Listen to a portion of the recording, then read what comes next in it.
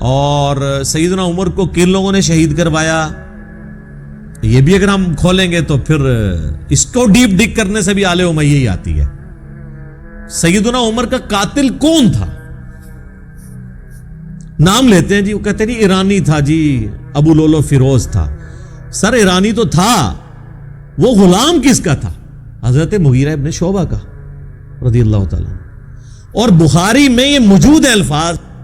اور پھر اس سے اگلا تلخ پہلو یہ ہے کہ حضرت مغیرہ ابن شعبہ پوری زندگی حضرت معاویہ رضی اللہ تعالیٰ عنہ کے دستے راس رہے ہیں۔ اب اگر میں فل ان دی بلینکس کرنا شروع کروں تو میں عبداللہ ابن سبا والا جو ڈھونگ انہوں نے رچایا ناسبیوں نے، اس سے بہتر سٹوری احادیث کی بنیاد پہ بلڈ کر سکتا ہوں کہ حضرت عمر کے قاتلین کون ہیں کہ جنہوں نے پورے اسلامک سسٹم کو نقصان پہنچا کے بعد میں اس کے اوپر قبضہ کیا ہے۔ اور اس کی سپورٹ میں بخاری کی وہ حضرت عمر کا آخری خطبہ بھی لا سکتا ہوں۔ صحیح بخاری میں انٹرنیشنل نمبر کے مطابق 6830 نمبر حدیث ہے۔ حضرت عمر جس سال شہید ہوئے ہیں، بس اسی مہینے میں وہ شہید ہو گئے، 26 ذوالحجہ کو۔ انہوں نے جو آخری حج کیا ہے 23 ہجری میں، تو وہ منا میں عبداللہ ابن عباس کہتے ہیں کہ اور عبد الرحمن بن عوف کہ ہم بیٹھے ہوئے تھے، ایک شخص نے آ کے کہا کہ امیر المومنین آپ نے لوگوں کی گفتگو نہیں سنی، لوگ کہہ رہے ہیں کہ عمر جب مر جائے گا تو ہم فلاں شخص کی بیعت کر لیں گے۔ تو حضرت عمر کو بڑا غصہ آیا، انہوں نے کہا مسلمانوں کے مشورے کے بغیر بیعت کریں گے یہ؟ اور انہوں نے کہا میں ابھی منا میں خطبہ دیتا ہوں اور میں اس ایشو کو یہیں پر ختم کرتا ہوں۔ تو عبد الرحمن بن عوف نے کہا کہ چند لوگوں نے بات کیا، پبلکلی اس کو ہائی لائٹ نہ کریں۔ کون سی یوٹیوب پہ ویڈیو آ گئی ہے؟ اگر یوٹیوب پہ ویڈیو آئی ہوتی نا تو حضرت عمر کا بھی پھر خطاب یوٹیوب پہ ہی آنا تھا۔ جب فتنہ عالمی ہوتا ہے نا پھر اس کے لیے عالمی بیانیہ آتا ہے۔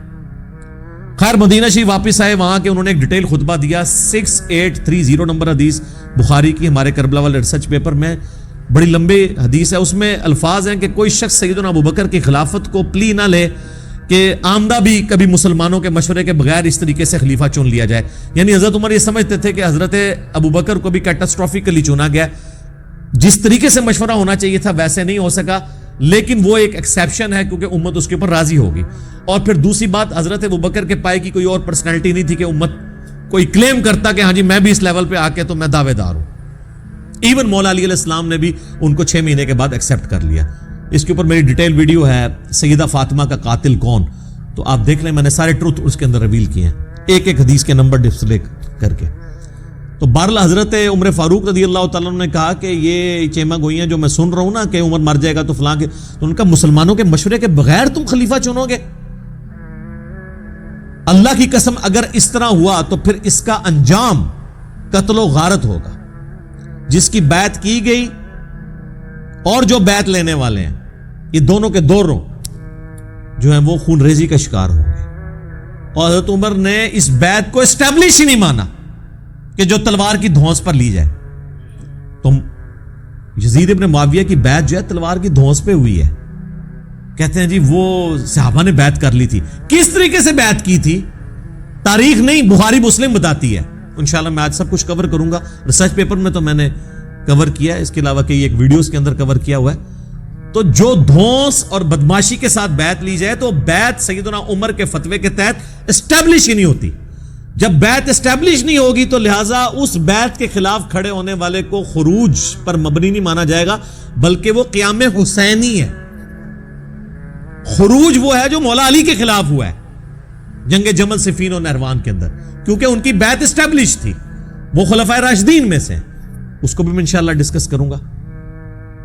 تو یہ میں نے تمہیداً گفتگو کی ہے تاکہ ایک اوورال ڈاکٹرن کلیئر ہو کہ اصل ایشو سیدنا عمر کی شہادت سے شروع ہے، اور اس کی پریڈکشن پہلے ہی صحیح بخاری اور صحیح مسلم میں نبی الاسلام کی احادیث موجود ہیں، اور بلکہ یہ تو ایک پورا ایک ٹاپک ہے دلائل النبوہ کا۔ امام بیہقی نے آلموسٹ 3500 احادیث پر مشتمل کتاب دلائل النبوہ لکھی ہے، اس میں ساری نبی الاسلام کی پروفیسیز ہیں کہ آپ علیہ السلام کو ہم اللہ کا نبی اسی لیے مانتے ہیں کہ آپ نے اپنی وفات کے بعد 10 سال کے بعد، 20 سال کے بعد، 30 سال کے بعد، 50 سال کے بعد، 100 سال کے بعد، 500 سال کے بعد، ایون قیامت تک آنے والے واقعات بتائے ہیں، اور وہ اسی طریقے سے ہوئے ہیں۔ امام بیہقی نے اپنے زمانے تک تو وہ چیزوں کو جمع کیا۔ ان کی وفات ہوئی ہے 458 ہجری میں، تاتاریوں کا فتنہ بھی ان کے بعد آیا ہے، حالانکہ تاتاریوں کے فتنے کی حدیثیں بخاری مسلم میں موجود تھی. امام بیہقی نے وہ دیکھا نہیں ہے، لیکن ہم تو آج کہہ سکتے ہیں وہ بھی پورا ہو گیا. عمار کو باغی جماعت قتل کرے گی، یہ اس کے اندر ہے. میری بیوی پر حوض کے کتے بھونکیں گے، سیدہ عائشہ پہ بھونکے جب جمل کے لیے نکلی. اسی طریقے سے جتنی بھی پروفیسیز ہیں یہ سب کے سب دلائل النبوہ کے اندر موجود ہیں. یہ ایک پوری کتاب ہے جس کی بنیاد پہ ہم نبی علیہ السلام کو ایک جنگجو بادشاہ نہیں مانتے بلکہ اللہ کا پیغمبر مانتے.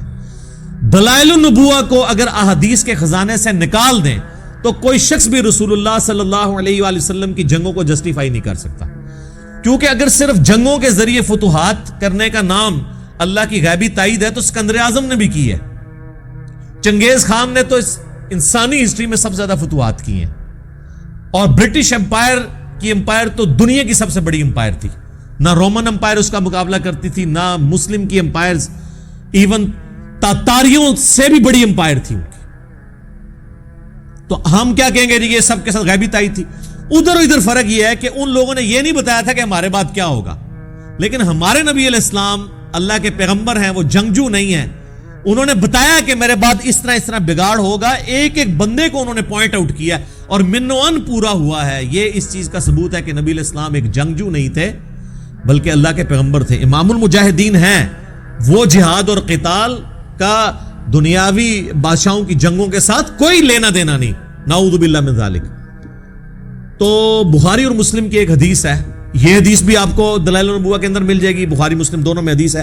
نبی صلی اللہ علیہ وآلہ وسلم نے ارشاد فرمایا، میری امت اور فتنوں کے درمیان ایک دروازہ ہے، جب وہ دروازہ توڑ دیا جائے گا تو میری امت پہ فتنے ٹوٹ پڑیں گے. اور وہ دروازہ توڑا جائے گا، کھولا نہیں جائے گا. پھر آپ نے فرمایا وہ دروازہ عمر ہے. سیدنا عمر کو قتل کیا گیا تو مینجمنٹ کمزور ہونا شروع ہو گئی. سیدنا عثمان بے شک خلیفہ راشد تھے لیکن ان کی مینیجریل سکلز سیدنا عمر والی نہیں تھی. پھر وہ بہت بڑی عمر میں خلیفہ بنائے گئے، 70 پلس کے ہو چکے تھے. اور پھر کئی ایک چیزیں جو میں آج ڈسکس نہیں کرنا چاہتا.